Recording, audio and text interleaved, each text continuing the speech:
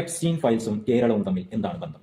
ലോക ഭരണക്രമത്തെ Satanic സേവകരും black മാജിക്കിന്റെ പ്രയോക്താക്കളുമായ ചിലർ ചേർന്ന് ഭരിക്കുന്നു എന്നുള്ളത് കാലങ്ങൾക്ക് മുമ്പേ അന്തരീക്ഷത്തിലുള്ള ആരോപണമാണ്. എന്നാൽ കേവലം ഒരു കോൺസ്പിറസി തിയറി എന്നതിനപ്പുറം ഒരു പ്രാധാന്യവും ആരും അതിന് നൽകിയിരുന്നില്ല. ഈ അടുത്ത് എപ്സ്റ്റീൻ ഫയൽസുമായി ബന്ധപ്പെട്ട് കൂടുതൽ വെളിപ്പെടുത്തലുകൾ സമൂഹത്തിന് മുമ്പാകെ വരുന്ന സമയത്താണ് അതൊരു സത്യമായിരുന്നു എന്ന യാഥാർത്ഥ്യം പലരും തിരിച്ചറിയുന്നത്.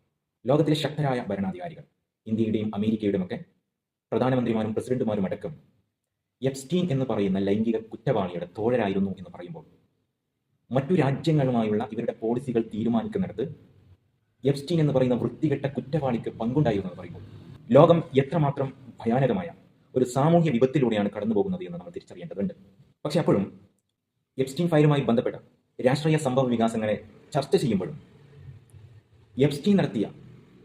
എപ്സ്റ്റീനിന്റെ കരവലയത്തിൽപ്പെട്ട് US പ്രസിഡന്റ് ഡൊണാൾഡ് ട്രംപ് അടക്കം നടത്തിയ ലൈംഗിക അരാജകത്വത്തെയും കുറ്റകൃത്യത്തെയും ആരും അതിൻ്റെതായ സെൻസിൽ അഡ്രസ് ചെയ്യുന്നില്ല എന്നുള്ളത് വലിയൊരു അത്ഭുതമാണ്.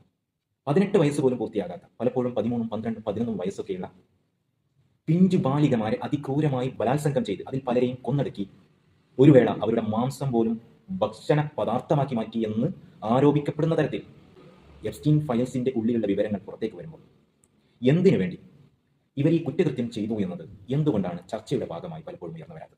ബ്ലാക്ക് മാജിക് എന്ന് പറയുന്നത് അന്ധവിശ്വാസം എന്ന ചാപ്പകുത്തി അത് ചർച്ചയ്ക്ക് പോലും എടുക്കാതെ പലപ്പോഴും നമ്മൾ അതിനെ മാറ്റി വെക്കാറുണ്ട്. പക്ഷേ ഈ ബ്ലാക്ക് മാജിക്കിന്റെ പേരിൽ ലോകത്തിന്റെ പല ഭാഗത്തും പല ക്രൂര കൃത്യങ്ങൾ നടക്കുന്നുണ്ട്. കേരളത്തിൽ തിരുവനന്തപുരം ജില്ലയിൽ നിന്നുള്ള 28 വയസ്സ് പ്രായമുള്ള ഒരു പെൺകുട്ടിയുടെ ദുരനുഭവം അവരിൽ നിന്ന് തന്നെ ഈ അടുത്ത ദിവസം കേൾക്കാനിടയായി. തനിക്ക് 25 വയസ്സ് പ്രായമുള്ള സമയത്താണ് താൻ ഇത്രയും കാലം നോക്കി വളർത്തിയവർ തന്റെ യഥാർത്ഥ മാതാപിതാക്കളായിരുന്നില്ല എന്ന സത്യം അവർ മനസ്സിലാക്കുന്നത്.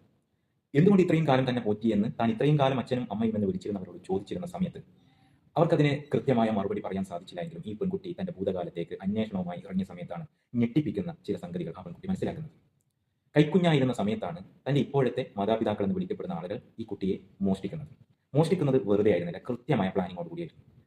തങ്ങൾ താമസിക്കുന്ന പുരയിടത്തിൽ നിധിയുണ്ട് എന്ന് ഏതോ ഒരാൾ, ആഭിചാര കർമ്മങ്ങളുമായി ബന്ധപ്പെട്ട് പ്രവർത്തിക്കുന്ന ഒരാൾ പറഞ്ഞതിന്റെ അടിസ്ഥാനത്തിൽ ആ നിധി പുറത്തെടുക്കണമെങ്കിൽ ഇപ്പോൾ മോഷ്ടിക്കപ്പെട്ട ഈ പെൺകുട്ടിയുടെ വിശേഷണങ്ങൾ ഒത്തിണങ്ങിയ ഒരു കുട്ടിയെ കൊണ്ട് മാത്രമേ സാധിക്കൂ എന്ന് മനസ്സിലാക്കിയിട്ടാണ് ഈ പെൺകുട്ടിയെ അവർ അവരുടെ യഥാർത്ഥ മാതാപിതാക്കളിൽ നിന്ന് മോഷ്ടിക്കുന്നത്.